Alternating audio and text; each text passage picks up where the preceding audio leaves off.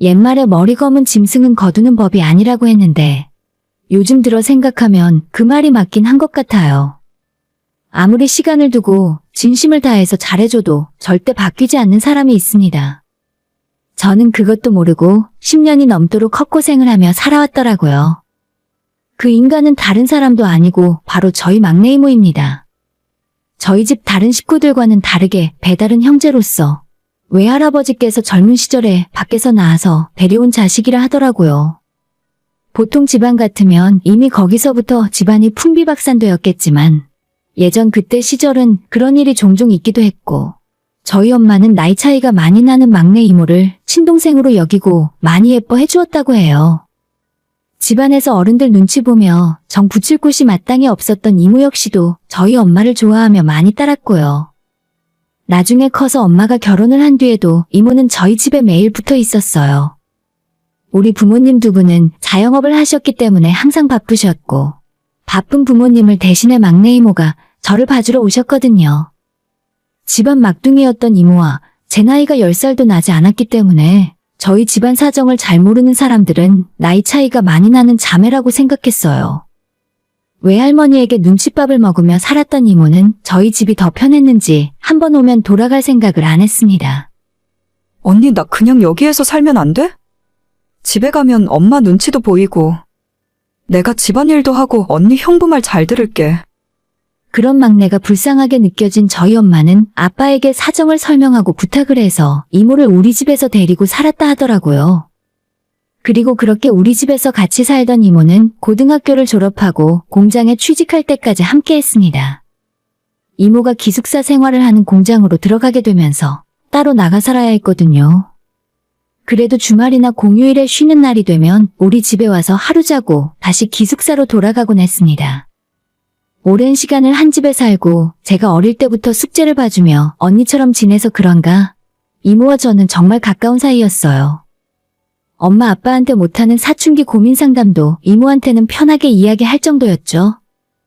이모가 그 당시에 남자친구를 만나면 항상 저를 같이 데리고 나가서 맛있는 걸 먹고 데이트를 함께 하기도 했습니다. 언제까지나 잘 지낼 것 같았지만 이모가 시집을 아랫지방 먼 곳으로 가게 되면서 서로 왕래가 끊어지고 말았어요. 눈에서 멀어지면 마음에서도 멀어지고 연락도 점점 뜸해지는 것 같더라고요. 처음에는 자주 전화통화도 했었지만 그게 점점 뜸해졌고 제가 고등학교 올라가서 입시 준비를 시작한 이후로는 서로 사는 게 바빠 연락이 거의 끊어지게 되었어요. 이모와 제가 다시 만난 것은 한참 대학 다니고 있을 때였던 제 나이 23살 나이의 일이었습니다. 갑자기 연락도 없다가 나타난 이모는 저보고 다짜고짜 좋은 혼처가 있다며 선을 보라 하더라고요. 이모가 진짜 괜찮은 사람 찾았는데 바로 너 생각이 나더라. 너가 올해 몇 살이지? 23? 그 정도면 이제 시집갈 준비해야 할 나이네? 남자가 직장도 탄탄하고 집안도 완전 부자야. 언니랑 형부가 요즘 장사도 잘 안 된다며. 이럴 때 너가 집안에 효도를 해야지. 제가 대학 들어가기 전까지는 부모님 사업에 전혀 문제가 없었는데 대학 졸업할 때가 되니 많이 힘들어지셨어요. 원래는 가게 2군데가 있었지만 하나를 정리하셨고 그 나머지 하나 남은 가게마저 월세 내는 것도 힘들어 하시던 상황이었죠. 이모가 이야기한 그 남자의 조건은 정말 나쁘지 않았어요. 아니, 오히려 정말 괜찮았죠. 하지만 아직 대학 졸업도 못한 20대 초반의 저보고 선을 봐서 결혼을 하라니요. 이모의 말이 도저히 이해가 가질 않았습니다. 좋은 대학 나와 멀쩡한 직장 다니는 잘 사는 집 아들이 왜 아무것도 없는 나랑 결혼을 하고 싶어 하는지 모르겠더라고요. 하지만 역시 세상에 공짜는 없었습니다. 남자한테 애가 하나 있다 하더군요. 결혼을 했다가 이혼한 건 아니고 잠깐 만난 불장난에서 생긴 아이라고 하는데 남자가 아니라 그쪽 부모 호적으로 올려놔서 서류상으론 깨끗한 상황이래요. 철없던 시절에 사고를 친 적이 있나 봐. 그쪽 집안에서 돈이 있으니까 깔끔하게 해결했어. 너는 그런 건 걱정 하나도 할 필요 없다니까? 그냥 그 남자 조건만 보면 되는 거야. 너도 그렇고 언니랑 형부도 고생 끝 행복 시작이라고. 이모한테 들은 이야기를 엄마에게 했더니 엄마 역시도 이미 그 이야기를 들었는지 아무 대답 없이 눈물만 흘리셨습니다. 저희 집안에 그때 빚이 계속 늘어가고 있었는데 제가 결혼을 하면 집안 빚을 한 번에 싹 다 갚아주겠다고 했대요. 엄마는 차마 자식 딸린 남자에게 시집가라는 말은 못하고 그렇다고 집안을 생각하면 적극적으로 반대도 못하고 그냥 제게 모든 걸 맡겨놓고 눈물만 흘리고 계셨어요. 엄마의 그 모습을 보니 저도 매몰차게 거절을 못하겠더라고요. 그래서 일단 한번 만나보고 나서 결정을 하겠다고 이모에게 대답했습니다. 주말에 이모와 함께 맞선 자리에 나갔고 남자는 혼자 나왔어요. 저보다 무려 10살이 많았던 남자는 직접 만나보니 다행히 그 정도로 나이 차이가 심하게 나는 것 같진 않았습니다. 이모가 말하는 대로 좋은 대학 나와서 좋은 직장 다니고 있었고 기본적인 매너도 좋았어요. 애 딸린 호랍이라 하길래 살짝 걱정했지만 의외로 사람은 괜찮았습니다. 이모는 저희 두 사람을 소개시켜주고 10분 만에 먼저 자리에서 일어났고 둘만 남아 대화를 이어갔지만 조금 어색하고 쑥스러웠습니다. 그때 이 남자가 하는 말이 제 얼어붙은 마음을 녹였습니다. 미안해요. 제 소개 듣고 조금 곤란하셨죠? 자식까지 딸린 주제에 제가 미란 씨 이야기 듣고 욕심을 조금 냈습니다. 지금이라도 안 늦었으니 제가 마음에 들지 않으시면 거절하셔도 돼요. 적극적으로 자기랑 만나보자고 했다면 오히려 반감이 들었을 텐데 겸손한 태도를 보며 마음이 편안해졌어요. 아마도 자식이 딸린 것만 아니라면 저한테 이런 기회가 돌아오지 않을 정도로 상당히 괜찮은 남자임에 분명했습니다. 그래서 식사를 마치고 간단히 커피까지 마시면서 장장 5시간에 걸쳐 이 남자의 살아온 이야기를 전부 듣게 되었어요. 제 이야기도 많이 했지만 이 사람 이야기를 듣는 것이 더 재미있더라고요. 특히 아이 사진을 보여주면서 자랑을 할 때는 영락없는 애아빠구나 싶었죠. 하루빨리 아이에게 엄마를 만들어주고 싶어 하는 게 너무 잘 느껴졌습니다. 그렇게 첫 만남을 가진 후에 얼마 지나지 않아 다시 만났고 3번째 만날 때는 아이도 함께 데려와 같이 놀이공원에서 놀기도 했었어요. 그 이후로 자주 아이와 함께 만나는 날이 늘어났고 같이 식사를 하거나 공원에서 함께 자전거도 타면서 가까워지려고 노력을 많이 했습니다. 처음 맞선을 보고 겨우 6개월이 지났을 때 저는 그 남자와 결혼식을 올렸습니다. 저희 집안 처지를 잘 알고 있는 시댁에서는 결혼할 때 혼수조차 필요 없고 아무것도 가져오지 말라고 하셨지만 엄마는 어려운 살림에서도 이불이랑 은수저는 챙겨서 보내셨어요. 결혼하고 처음 1년은 시댁에서 함께 살았고 그 이후에 분가를 하게 되었습니다. 어머님, 아버님이 저와 1년간 함께 살면서 살림하는 모습을 지켜보셨고 나름 깔끔하고 알뜰한 성격의 저를 보시고는 일찌감치 분가를 허락해 주셨어요. 처음 만났을 때 유치원에 다니고 있던 아이도 저를 금방 따랐고 처음 했던 걱정과는 다르게 부잣집 며느리로 살 수 있게 되었죠. 사실 결혼식 직전에서야 알게 되었는데 저희 시댁이 경동시장에서 커다란 약재도 매상과 한약방을 운영하고 있었습니다. 처음 이모의 설명을 들었을 때는 그냥 집안에 돈이 많은 부자라는 정도로만 설명을 들었는데 1년 매출이 수백억이 넘어가고 그쪽 분야에서 손에 꼽히는 큰손이라 하더라고요. 그렇다고 그 집안이 처음부터 부자였던 건 아니었고 맨손으로 상경한 아버님이 시장에서 짐꾼으로 시작하며 돈을 벌어 자수성가를 이룬 집안이었죠. 그래서 가진 재산에 비해 시댁 집안 살림은 검소한 편이었고 아버님의 권한이 엄청 강한 편이었어요. 다행히도 시댁살이 1년 만에 아버님, 어머님으로부터 합격점을 받았던 저는 일찌감치 분가해서 따로 저희 집안 살림을 맡아보게 되었고 아버님이 남편과 시어머니에게도 알리지 않고 몰래 따로 챙겨주시는 용돈으로 저희 친정부모님 살림에 큰 보탬이 될 수도 있었어요. 비록 돈만 보고 조건에 맞춰 시집을 간 모양새였지만 여느 집안 며느리보다 더 대접받으며 살 수 있었습니다. 그렇게 상상도 못했던 행복한 결혼 생활을 하고 있었는데 어느 날 미리 온다는 말도 없이 이모가 저희 집으로 찾아왔어요. 나 얼마 전에 이혼했어. 당장 갈 곳이 없는데 너희 집에서 잠깐만 지내도 될까? 지낼 곳만 구하고 일자리 구하면 바로 나갈게. 제가 혼자 결정할 수 있는 문제는 아니었고 남편에게 허락을 받아야 할 것 같아서 회사에 있던 남편에게 전화를 걸었더니 흔쾌히 그렇게 하라더라고요. 저희 결혼을 할 수 있게 주선해 주신 분인데 이 정도 편히 봐주는 건 일도 아니라면서요. 남편에게 정말 고마웠지만 그게 불행의 씨앗이 될 줄은 꿈에도 몰랐습니다. 그때 저는 이모와 같이 살면서 옛날 생각도 나고 좋았습니다. 집안일을 같이 해주시는 덕분에 몸이 훨씬 편해졌고 낮 시간에 마음 편히 외출을 하거나 친정에 다녀올 수도 있었어요. 항상 저한테는 언니와 같은 존재였기 때문에 든든한 마음도 들었죠. 적어도 그 일이 있기 전까지는 더할 나위 없을 정도로 행복한 시간이었습니다. 어느 날 낮에 혼자 마트에서 장을 보고 마침 아들의 학교 시간이 되었길래 학교 앞으로 마중을 나갔어요. 아들을 태워 집으로 돌아오는데 이런 말을 하는 겁니다. 근데 이모 할머니 좀 이상해. 자꾸 나한테 내 새끼라고 불러. 그리고 자기한테 엄마라고 불러보래. 처음엔 그 말을 듣고 대수롭지 않게 생각했어요. 평소 아이를 좋아하는 성격이었던 이모가 우리 아들을 예뻐해서 하는 소리라고만 생각했었죠. 그런데 이어지는 아들의 이야기에 심장이 철렁 내려앉는 기분이었습니다. 이모 할머니가 저번에 아빠한테 자기라고 부르는 거 봤어. 그건 엄마랑 아빠만 하는 말이잖아. 나 이모 할머니 싫어. 아들 말로는 집에 제가 없는 날이면 이모가 저희 남편에게 자기라고 부르는 걸 들었다 하더라고요. 이모가 그렇게 부르면 우리 남편 역시도 똑같이 자기라고 대답을 한대요. 처음엔 아이가 뭔가 잘못 들은 게 아닐까 싶었는데 운전을 하며 곰곰이 생각을 해보니 제가 친정을 가거나 외출을 하고 집에 들어오면 남편이 집에 일찍 들어와 있는 날이 많았습니다. 예전 이모가 집에 오기 전에는 회사 일로 바빠서 저녁 먹기 전에야 겨우 집에 들어오던 사람이 매일 칼퇴근을 하고 일찍 오더라고요.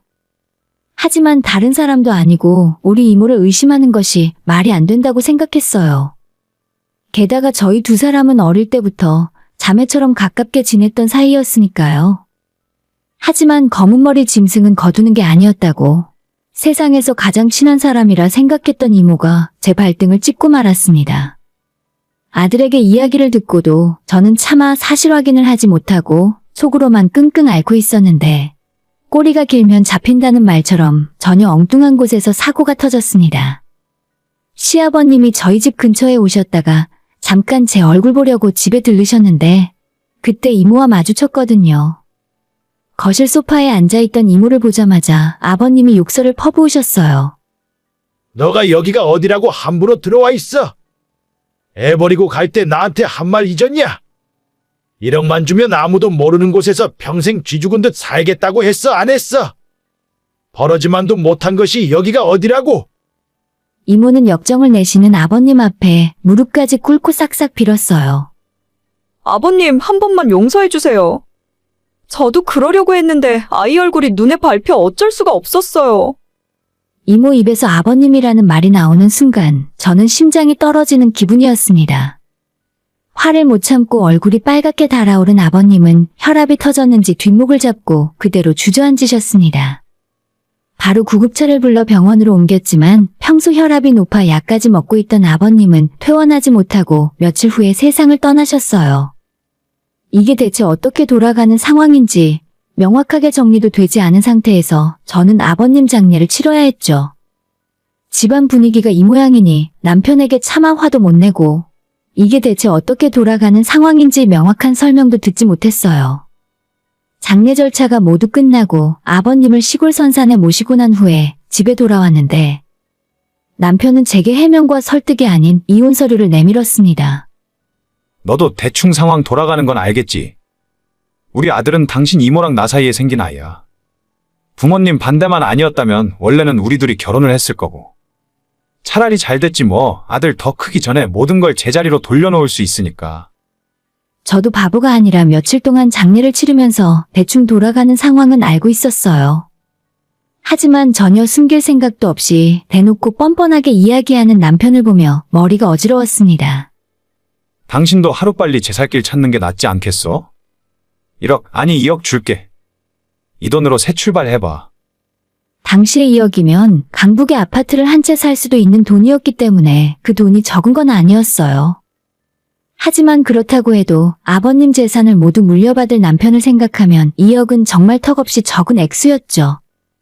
지금 같았으면 변호사라도 고용하던지 어떻게 해서든 붙들고 늘어져서 돈을 더 받아냈을 것 같은데 20대 나이에 저는 그런 정신머리가 없었습니다. 이런 인간과 더는 한 집에서 살고 싶지 않았고 하루빨리 이혼 절차를 마무리하고 싶었기 때문에 더 큰 요구는 하지 않았어요.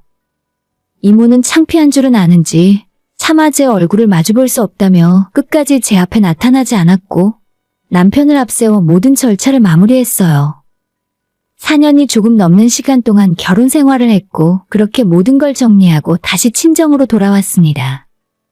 제 사정을 알게 된 부모님은 이모를 가만 놔두지 않겠다고 그 집으로 달려갔지만 이모는 현관을 열어주지 않고 경찰을 불러 부모님을 쫓아내셨어요. 저는 무슨 일이 있더라도 꼭 성공해서 저 인간 같지도 않은 것들에게 복수를 해줘야겠다고 다짐을 하게 되었습니다. 집에서 신세한탄을 하며 울고만 있는다고 해결되는 건 아무것도 없었으니까요. 그날 이후 뭘 해야 하나 고민을 하다가 당시에 동대문에서 옷장사를 하고 있던 친구 가게로 무작정 출근 도장을 찍었습니다. 사실 저는 패션도 잘 모르고 옷에 대해 별 생각이 없었는데 하루에 움직이는 돈이 장난이 아니더라고요. 석 달 정도 친구 가게에서 함께 일을 하다가 만리동에서 옷공장을 하는 사장님을 소개받았고 그때부터는 그곳으로 출근 도장을 찍었죠. 거의 최저임금만 받고 공장 일부터 격리의 배달 일까지 모든 일을 도맡아서 했던 것 같아요. 2년 정도 그 사장님 밑에서 일을 배웠고 밑바닥부터 다 경험을 해봤기 때문에 어느 정도 자신이 있었습니다. 이혼하며 남편에게 받은 위자료와 그때까지 모아놓은 돈을 다 털어넣고 작은 공장을 하나 차렸어요. 친구 가게와 주변 지인들에게 주문을 받아 상품을 만들기 시작했는데 여사장이 꼼꼼하게 한다는 좋은 소문이 돌아 주변에서 일감이 쏟아졌습니다. 그때 마침 동대문을 비롯해 인터넷 쇼핑몰 열풍이 불었고 저희 공장에서 만든 옷은 만들기가 무섭게 팔려나갔습니다. 물 들어올 때 노저우라는 말이 있듯이 일손이 부족해서 엄마도 데려다가 일을 시켰고 저 역시도 집에 들어가지 못한 채 공장에서 먹고 자는 생활을 했습니다. 그러던 차에 저희 가게 단골이던 쇼핑몰 사장님이 아예 홈페이지를 하나 만들어서 직접 만든 제품을 팔아보는 것이 어떻겠냐고 말을 해주셨고 저희 공장에서 만들어 직접 팔면 마진이 꽤 많이 남을 것 같았어요. 그래서 아예 동대문에 매장도 하나 내고 온라인으로도 브랜드를 만들어 본격적으로 제품을 팔기 시작했습니다. 그러던 중에 원단 도매를 하는 젊은 사장님과 알게 되었고 거래처 이상으로 제가 힘들 때마다 나타나 슈퍼맨처럼 저를 도와주었어요. 나중에 보니 엄마는 이미 그 사장님을 사위처럼 생각해서 틈만 나면 불러다 밥도 같이 먹고 엄마 집에 전등이 나갔을 때도 그 사장님에게 전등을 갈아달라며 불렀다 하시더라고요. 저는 저도 모르는 사업에 재능이 있었던 건지 직접 제작해 납품을 하고 제 쇼핑몰로 물건을 팔면서 통장에 얼마나 버는지도 모르고 계좌에 돈이 쌓이기 시작했어요. 몇 년 동안 제 인생은 없다 생각하며 일만 했더니 이미 초기 투자금의 수십 배가 넘는 돈을 벌었습니다. 연세가 드신 친정엄마는 공장 일에서 손을 떼셨고 양평에 2층짜리 전원주택을 지어드려서 부모님은 그곳에서 지내고 계세요. 몇 년이 더 지나 원단 사장님과 연인 사이로 지내다가 저희는 결혼을 하게 되었습니다. 둘 다 한 번의 결혼 실패 경험이 있었지만 제게는 아이가 없었고 사장님께는 당시 고등학교 다니던 딸이 있었어요. 아이가 수험생이라 저희 재혼 이야기도 대학 입시 끝나고 나서 생각을 하기로 했는데 셋이 같이 밥을 먹다가 딸이 먼저 재혼을 왜 안 하냐 묻더라고요. 두 분 만난 지도 꽤 됐는데 왜 아직 결혼 안 하세요? 제가 그게 신경 쓰여서 연공부가 안 되는 거 있죠? 괜히 시간 끌지 말고 5월에 하시는 게 어때요? 저희가 우물쭈물하는 사이에 딸이 재혼 이야기를 먼저 꺼내주었습니다. 둘 사이에 마음이 없었던 것도 아니었고 못 이기는 척 그해 5월에 결혼을 하고 살림을 합치게 되었죠. 둘 다 재혼이라 남들 보기 부끄러워 결혼식은 올리지 않았고 딸과 함께 사진만 찍고 신혼여행을 다녀오는 걸로 끝냈어요. 제 결혼 소식에 가장 기뻐했던 사람은 다름 아닌 친정엄마였습니다. 엄마는 자기 동생 때문에 딸 인생을 망친 것 같아서 내내 미안한 마음으로 살고 계셨는데 이제라도 좋은 사람 만나서 재혼한다고 하니 너무 기뻐하셨습니다. 그렇게 행복한 두 번째 결혼 생활을 하고 있었는데 양평에서 전원 생활을 즐기던 엄마가 한겨울 집 앞 눈을 쓸다 빙판에 넘어지셨고 골반뼈 골절과 허리를 크게 다쳐 병원에 입원을 하시게 되었어요. 호사를 누리고 살아도 부족한데 왜 또 이런 일이 생기는 건가 싶었죠. 이미 엄마 나이도 적지 않아서 골반뼈 골절은 치명적이라는 의사의 말을 들었습니다. 아침 저녁으로 엄마 병원에 찾아가 얼굴을 베었고 생각보다 길어지는 입원에 제 마음도 좋지 않았어요.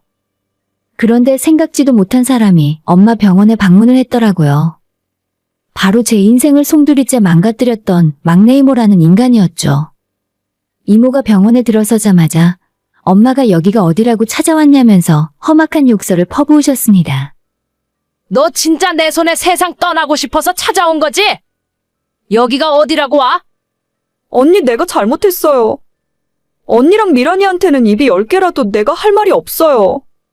그래도 집안에서 유일하게 사람 대접해줬던 언니가 크게 다쳤다고 해서 제가 얼굴이라도 뵈려고 찾아온 거예요. 죄송해요. 이모는 병실 문 앞에서 무릎을 꿇고 눈물을 뚝뚝 흘렸습니다.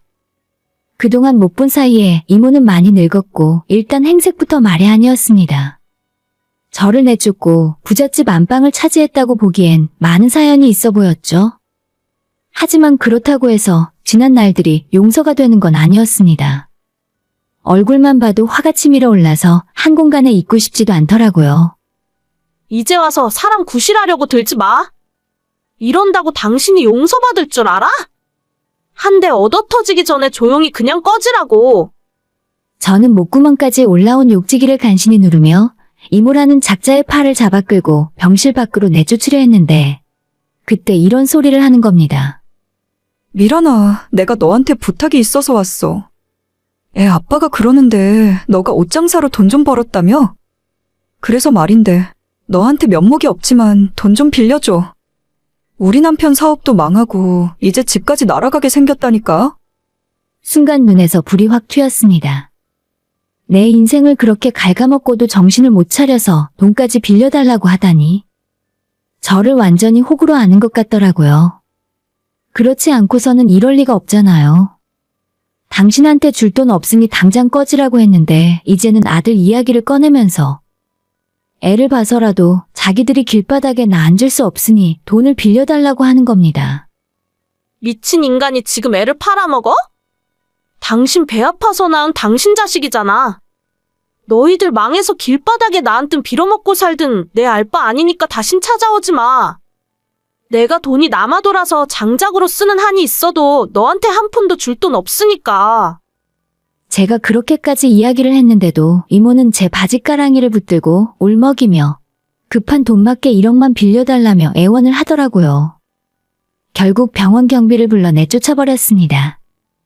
그렇게 쫓아낸 후로 병원에 다시 찾아오진 않았고 엄마는 다행히 2달 후에 퇴원을 할 수 있게 되었어요. 평소처럼 출근에 일을 하던 중에 문득 전 남편 회사가 대체 어떻게 됐길래 나한테 찾아와 1억을 빌리고 있나 싶어 경동시장을 찾았죠.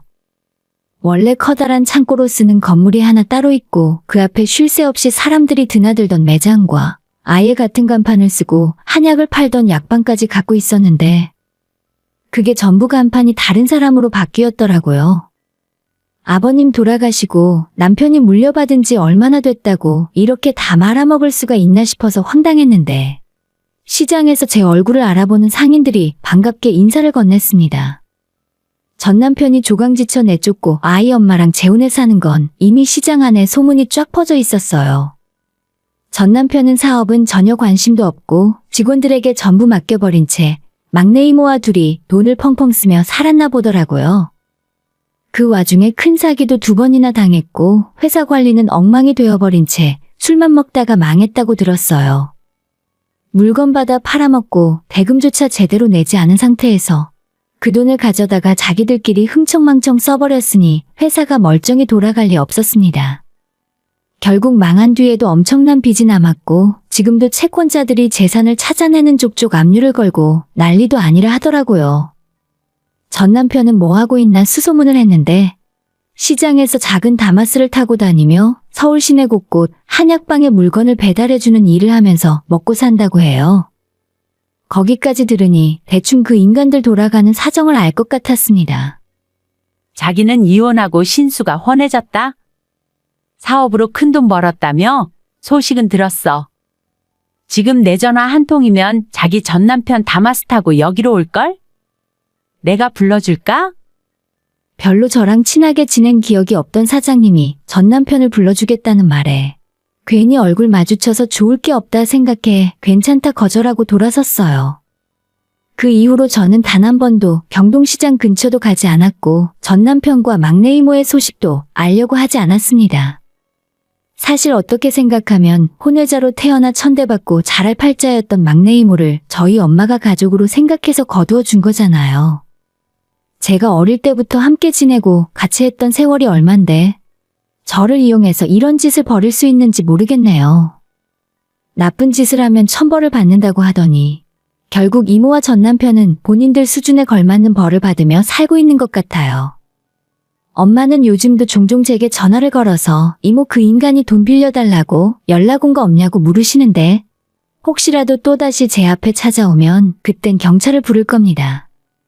본인들 위치를 정확히 알고 조용히 속죄하는 마음으로 살았으면 좋겠네요. 오늘의 사연은 여기까지입니다. 구독과 좋아요, 알람 설정은 많은 힘이 됩니다. 다들 행복하시고 좋은 하루 되세요.